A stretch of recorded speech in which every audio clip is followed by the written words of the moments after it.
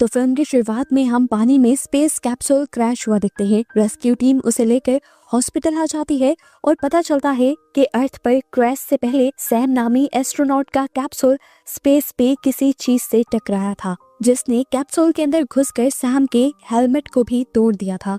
ये कोई मेट्रॉइड हो सकता था या कोई एलियन भी, पर सैम को कुछ याद नहीं था। उसे होश में आते ही चक्कर आ रहे थे, उल्टियां भी आ रही थी और वो हवा में उड़ती चीजों को देख रही थी। डॉक्टर बताते हैं कि ये स्पेस टूर के साइड इफेक्ट हैं और सब नॉर्मल है। उसके हाथ पांव पर चोट आई थी जो जल्द ही रिकवर हो जाती, पर उससे पहले सैम को क्वारंटीन रहना था जब तक के उन पार्टिकल्स की टेस्ट रिपोर्ट ना मिल जाए जो सैम के सूट और कैप्सूल से मिले थे। एस्ट्रोनॉट्स और साइंटिस्ट जानना चाहते थे क्या उन पार्टिकल्स में किसी किस्म का वायरस तो नहीं था जो सैम के जरिए दुनिया में आ गया। सैम के भी बहुत सारे टेस्ट होते हैं और इतने अरसे बाद स्पेस से वापस आने पर सैम अपनी फैमिली को गले भी नहीं लगा पाती। दिन गुजरते हैं और सैम को उसके मेजर डैड की कस्टडी में एक सेफ हाउस भेज दिया जाता है जहां मीडिया और प्रेस की नजरों से दूर वो अपनी रिकवरी पर ध्यान दे सके। मिशेल उसकी असिस्टेंट उसे बताती है कि कई दिन तक आपको अजीब चीजों का सामना हो सकता है, जैसे हेलुसिनेशंस, सर में दर्द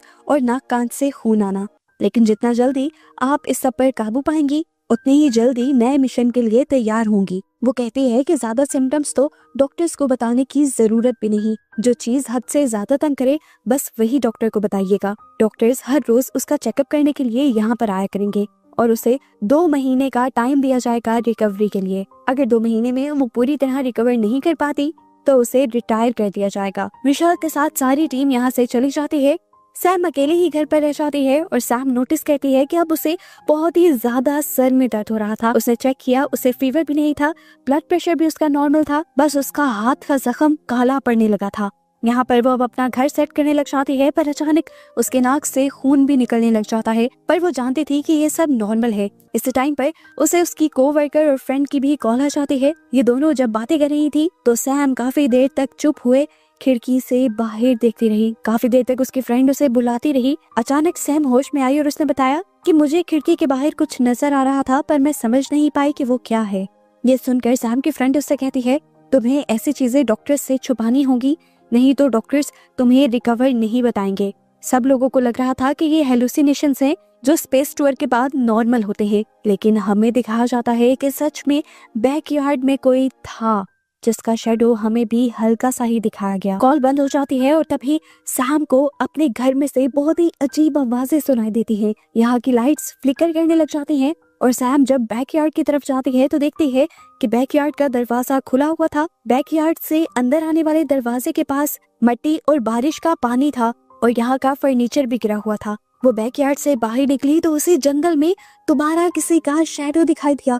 वो डर गई। उसने एक पत्थर उठाकर उस तरफ फेंका जहाँ पर उसे शैडो दिखाई दिया था, पर अब वहाँ कुछ भी नहीं था। एकदम से उसे जोर से किसी के चिल्लाने की आवाज आती है। ये आवाज इतनी तेज थी कि उसके कान फटने लगे। वो वहीं नीचे बैठ गई और उसे अब अजीबोगरीब विजन्स आने लगे। विजन में वो देखती है कि रात का वक्त है, एक क्रैश साइट है और वो किसी चीज से बचकर भाग रही है। इसके बाद सीन कट होता है और हम देखते हैं कि सैम बेड पर थी। उसे जब होश आया तो उसे कुछ याद नहीं था कि उसके साथ क्या हुआ है। इस टाइम उसके हाथ पर बैंडेज भी नहीं थी और उसका जख्म और भी ज्यादा बिगड़ चुका था। अगली सुबह जब वो ब्रेकफास्ट बनाने लगी तो उसने देखा कि एक अंडा दोबारा हवा में लहराने लगा। उसने अंडे को टच भी किया लेकिन अंडा नीचे नहीं गिरा। इतनी ही देर में सैम को चेक करने के लिए टीम यहाँ आ गई और फौरन वो अंडा टेबल पर गिर गया। टीम यहाँ पर सैम के टेस्ट करना शुरू कर देती है। उसके फिजिकल, मेंटल बहुत सारे टेस्ट होते हैं और फिजिकल टेस्ट की वजह से उसे पाँव में बहुत ज्यादा दर्द भी होता है और वो डॉक्टर्स को ये कह देती है कि ये पाँव का दर्द सिर्फ एक क्रैम्प है। सारे टेस्ट खत्म होने के बाद उसकी बॉडी के कई हिस्सों पर आइस रख दी जाती है और इतने में मिशेल आकर उससे माफी मांगने लग जाती है। वो कहती है कि इस तरह के टेस्ट करना उनकी ड्यूटी है और ये टेस्ट स्पेस प्रोग्राम के लिए बहुत ज्यादा इम्पोर्टेंट है। एक एक चीज का डेटा उन्हें इकट्ठा करना है, फिर ही वो बता सकते हैं कि सैम अगले प्रोग्राम के लिए तैयार है भी या नहीं। सैम उस साये के बारे में बताना चाहती थी जो रोज उसे दिख रहा था, पर सैम उसे अपने ही हेलुसिनेशन समझकर मिशेल से छुपा लेती है। और इन सब के जाने के बाद वो दोबारा जंगल में आ जाती है और आते ही उसे दोबारा कान फाड़ देने वाली आवाज के साथ वही विजन्स आते हैं जो पहले आ रहे थे। जैसे ही सब कुछ रुकता है तो सैम नीचे दिखती है। उसे पत्थरों के अंदर एक छुपी हुई वायर दिखाई देती है और वायर को फॉलो करते हुए वो एक पत्थर तक पहुंचती है। ये पत्थर असल में नकली था और इसके नीचे हिडन कैमरास छुपाए हुए थे। इसी से कनेक्टेड उसे ऐसे ही बहुत से और कैमरास में मिल जाते हैं और वो नोटिस करती है कि इसे जंगल के चारों तरफ उसके घर के इर्द गिर्द लगाया गया था। वो डर कर यहाँ से भागने लगती है तो एक पेड़ से टकरा कर गिर जाती है और बेहोश हो जाती है। उसे होश आया तो वो अपने बेड पर थी। पता चला कि उसके डैड भी उससे मिलने के लिए घर पर आए थे। घर आने पर काफी इंतजार के बावजूद भी जब सैम उन्हें नहीं मिले तो उन्होंने ही सर्च टीम को बुलवा कर सैम को ढूंढा था। उसके डैड उसे लापरवाही के लिए डांटते हैं तो यहाँ पर सैम भी अपने डैड से उन कैमरास के बारे में सवाल कर लेती है जो उसने जंगल में दिखे थे। उसके डैड पहले तो 1 मिनट के लिए घबरा जाते हैं और फिर उसे सच्चाई बता देते हैं कि असल में ये फैसिलिटी आर्मी की थी। मेजर को नहीं लगता था कि नासा को ये सब बताना जरूरी है कि इस फैसिलिटी के नीचे एक हिडन फैसिलिटी भी है। जो फैसिलिटी यानी वो बंकर्स जंग के वक्त बड़े बड़े लोगों को सेफ रखने में काम आते हैं। यहीं पर सैम देखते हैं कि बाहर जितने भी सर्वेलेंस कैमरास लगे हुए थे उनको यहाँ से मॉनिटर किया जा सकता था और इस बंकर के अंदर इंडिपेंडेंट एनर्जी सोर्स भी था, यानी ये बंकर खुद ब खुद अपनी इलेक्ट्रिसिटी भी बना सकता था। मेजर उसे ये भी बताते हैं कि इमरजेंसी की सूरत में ये बंकर्स खुद ब खुद अपने आप को ऑटो लॉक कर लेते हैं ताकि बाहर का खतरा अंदर ना आ सके। लेकिन मेजर को नहीं लगता था कि सैम को ऐसे किसी फंक्शन की जरूरत भी पड़ेगी। ये लोग बंकर साइड से निकलकर ऊपर आ जाते हैं और पीछे से हमें दिखाया जाता है कि जंगल में लगे हुए कैमरास की स्क्रीन ग्लिच कर रही है।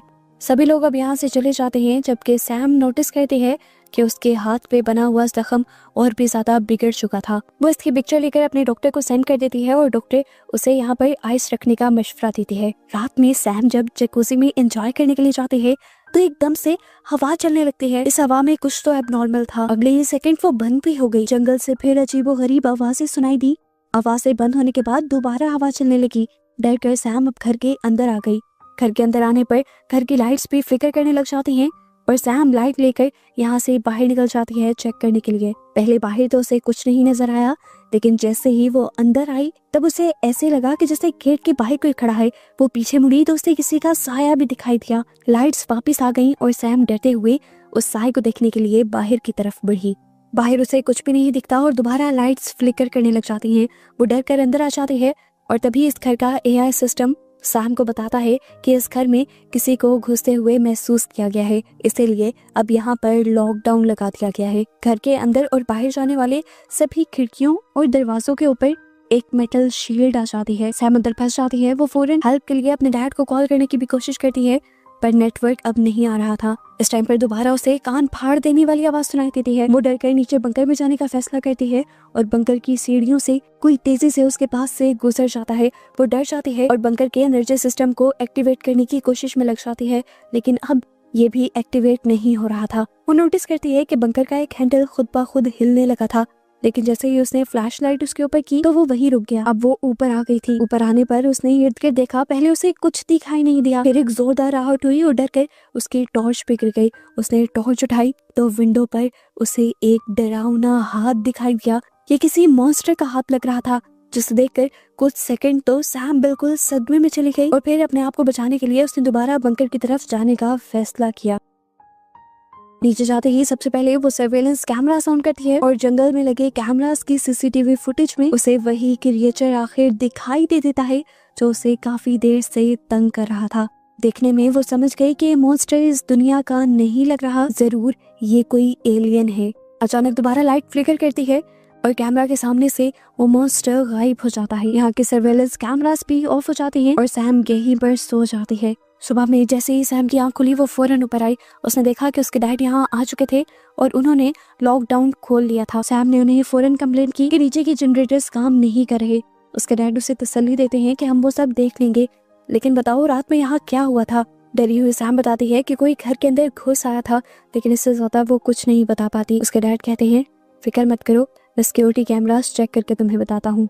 यहाँ पर सैम के दोबारा सारे टेस्ट शुरू हो जाते हैं और डॉक्टर आकर उसके हाथ के जख्म को भी देखते हैं जो पहले से कहीं ज्यादा बढ़ गया था। मिशेल इस जख्म को देखकर डर जाती है और फौरन ही एक्सरेज और बाकी टेस्ट के लिए अपॉइंटमेंट सेट कर लेती है। कुछ ही देर में सैम से मिलने के लिए उसकी फैमिली भी आ जाती है और सैम काफी अरसे बाद अपनी बेटी से मिलकर बहुत ज्यादा खुश थी। खैर अब वो अपने हस्बैंड को बात करने के लिए जंगल में ले जाती है और उसे बताती है कि स्पेस में जाने वाला मेरा मिशन काफी अजीब था। मुझे वहाँ पर कुछ सिग्नल्स ब्रॉडकास्ट करने थे जिसके जरिए हम एलियंस से कांटेक्ट कर पाए। और तुम्हें पता है रात को कोई घर पर घुस आया था और मैंने मॉन्स्टर्स जैसी क्रिएचर भी कैमरास में देखी हैं। मुझे लगता है कि मेरे साथ कोई एलियन इस दुनिया में आ गया है। ये लोग अभी बातें ही कर रहे थे कि सैम को वापस घर पर बुला लिया जाता है। सीसीटीवी फुटेज चेक होती है। जिस टाइम की सैम कंप्लेन कर रही थी उस टाइम की फुटेजेस जब देखी जाती है तो वहाँ पर कोई मॉन्स्टर दिखाई नहीं देता, बस स्क्रीन्स फ्लिकर होती हैं। ये देखकर सैम बहुत ज्यादा हैरान हो जाती है और उसके डैड उसे कहते हैं मुझे लगता है कि तुम्हें हेलुसिनेशंस हो रही हैं, तुम्हें इन हेलुसिनेशंस को अपने ऊपर ज्यादा हावी नहीं करना चाहिए, इस तरह तो तुम अगले मिशन के लिए तैयार नहीं हो पाओगी।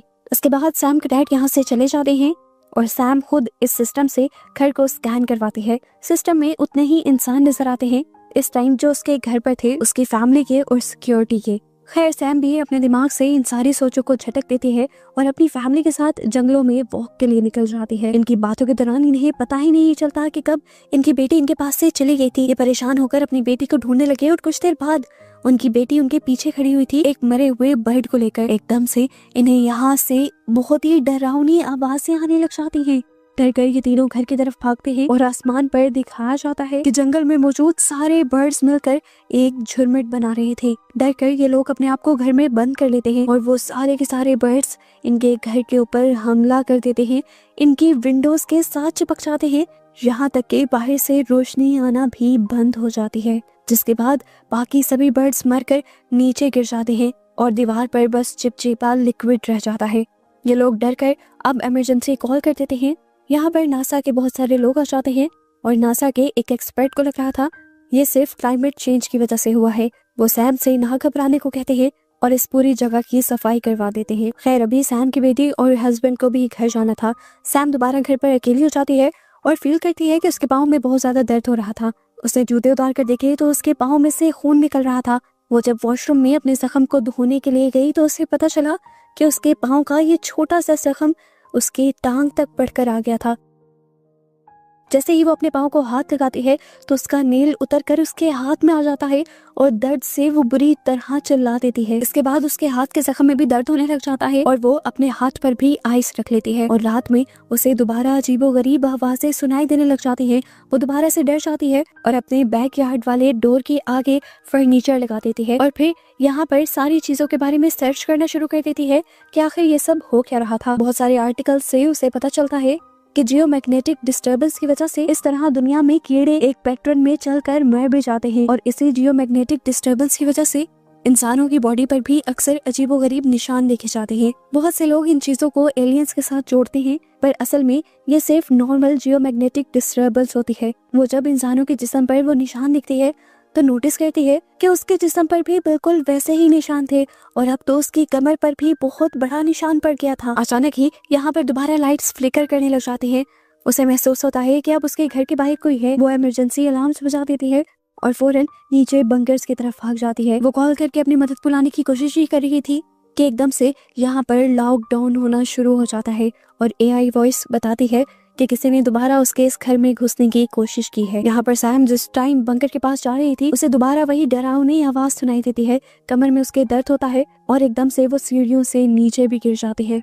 इस टाइम उसके कमर पर भी बहुत बुरी चोट आई थी और उसने जैसे ही अपनी कमर के जख्म पर हाथ लगाया तो उसके हाथ में खून लगने के बजाय अजीब सी वाइट जेल लग गई। इस टाइम वो देखती है कि उसका फोन भी टूट गया था और ऊपर से लगातार अजीबोगरीब आवाजें आ रही थी जिनको देखने के लिए वो यहाँ पर सर्वेलेंस सिस्टम ऑन कर लेती है। सीसीटीवी में तो उसे कुछ नहीं नजर आता तो वो बिल्डिंग स्कैन करती है और उसे पता चलता है कि उसके अलावा कोई एक और चीज इसी बिल्डिंग में मौजूद है। यहाँ पर अचानक से दोबारा स्क्रीन ग्लिच होती है और इस टाइम सैम एक मॉन्स्टर को अपने घर पर देख लेती है।